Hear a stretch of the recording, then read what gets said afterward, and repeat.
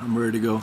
I woke up with a buzzing bunch of energy, and it's a beautiful morning. I slept in, but not too much. I think I can leave by 8, and the wind doesn't start really until 12:30. So heated up the 2 tamales. I got a hot cup of tea, and my bike is totally packed, and all I gotta do is chow this down, get going.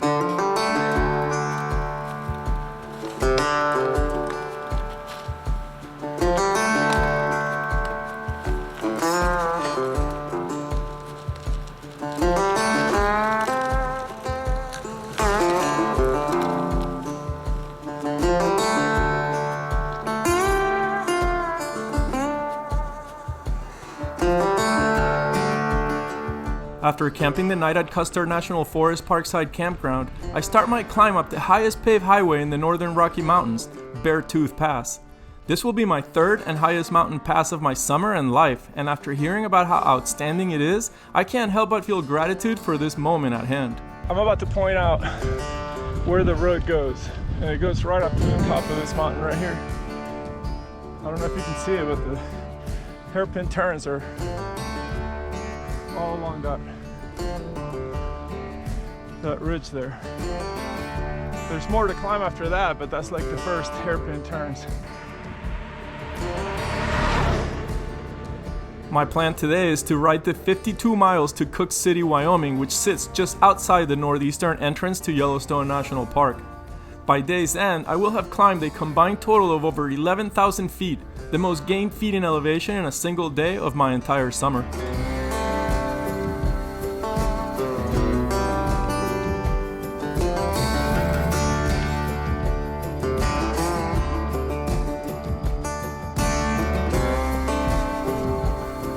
I'm on a roll. I feel good. I'm juiced up, and I'm climbing. The more you see you're getting up higher, the more you feel like energized to get on it.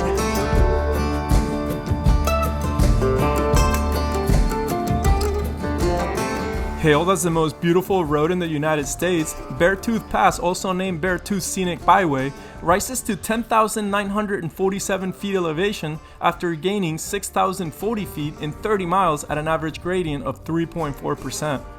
Even though low in grade, this climb is known as having its difficulties due to its length and high altitude.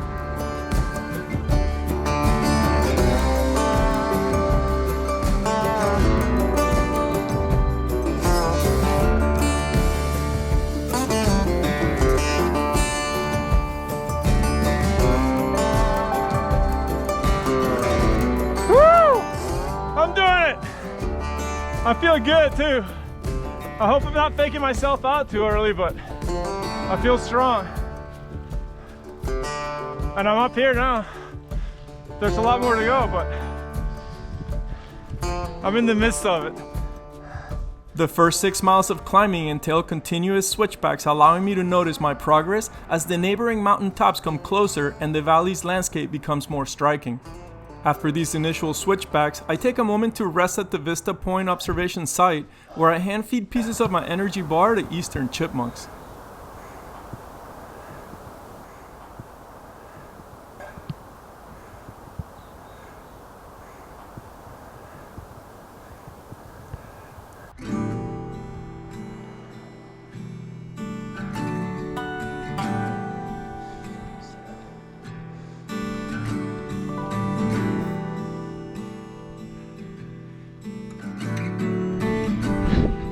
This is awesome! Woo! Unbelievable views. Non-stop beautiful views. The name Beartooth originates from the Crow Native Americans referring to a sharp spire that sticks out of Beartooth Plateau, resembling a bear's tooth. This mountain range accounts for about 35,000 square miles of intact wilderness. There are over 25 peaks at over 12,000 feet in elevation, with Granite Peak and Castle Mountain being the highest at over 12,600 feet.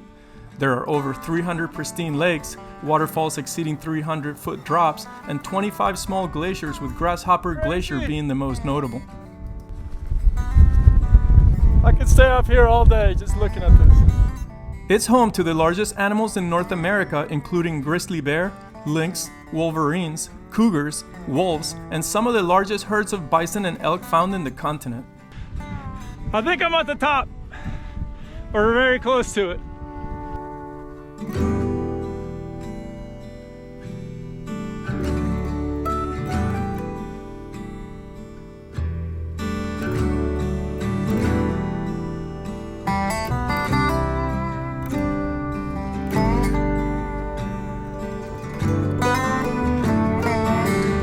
Is kicking now, slowing me down big time. Beartooth Mountain's geology is one of the most unique in the world, dating back 2.7 to 4 billion years ago, making them some of the oldest rocks on Earth. Unlike the Canadian Rockies north of Glacier National Park in northern Montana, which are composed of sedimentary rocks such as shale and limestone and mountain-building metamorphic rock, the Beartooth Mountains and all of the United States Rockies are composed of ancient metamorphic and volcanic rocks such as gneiss and rhyolite. They hold the largest known deposits of chromium and platinum and the second largest deposit of nickel in the United States.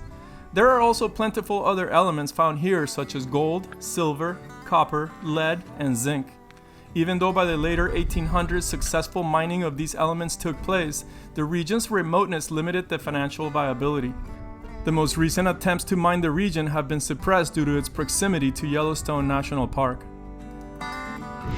This is never-ending amazingness. Woo!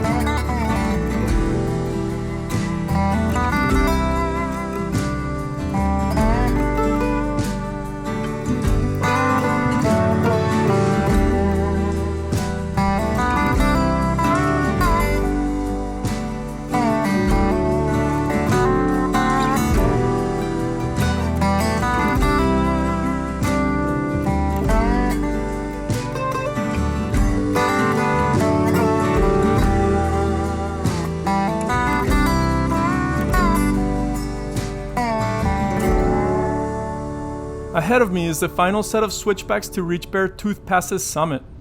So far this day could not have gone any better for me as the weather was outstanding even though smoky.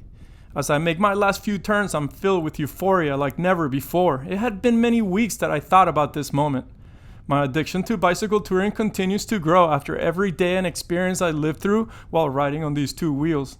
I'm almost there! Woo! Woo! Woo! I made it! Hell yeah! Woo! Everybody's waving at me. They know I'm freaking crazy. Woo! So awesome! Woo! Woo! Woo! Woo!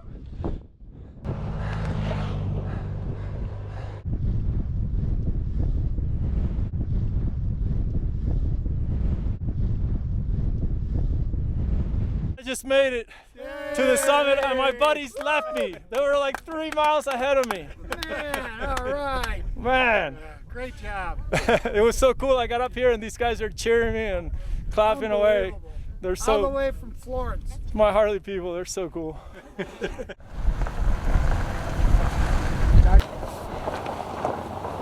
I did it! 10,947 feet! Woo! It was not bad. It wasn't bad at all. It was like just pretty much smooth sailing the whole way up. I don't know why it was easier for me this time than Powder River Pass, but I guess it's because Powder River was 20 degrees and that was not an easy pass. Lots of ups and downs on the later part of the pass. But I gotta start going downhill now. I'm super psyched. This is the highest elevation I've ever done. I'm ready to go higher. Well, that's it.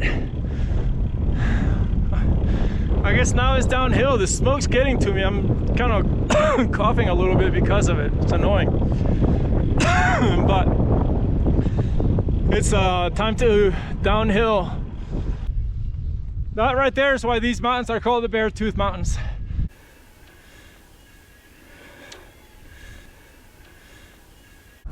This view is absolutely crazy. Unbelievable. I've met several people that come through here all the time because they just love the scenery. They can't get enough. They want to come back. Time to go downhill.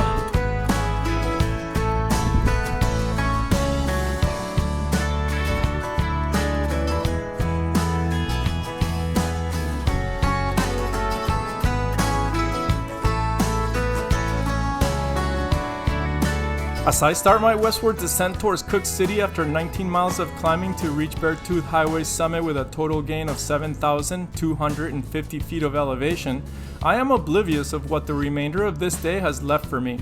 The next 33 miles will prove to be extremely challenging with close to 4,000 more feet of climbing left to do before arriving at Cook City, where I will try to find somewhere to spend the night. Most of the campgrounds along the way are closed due to the high concentration of bear activity during this time of the year.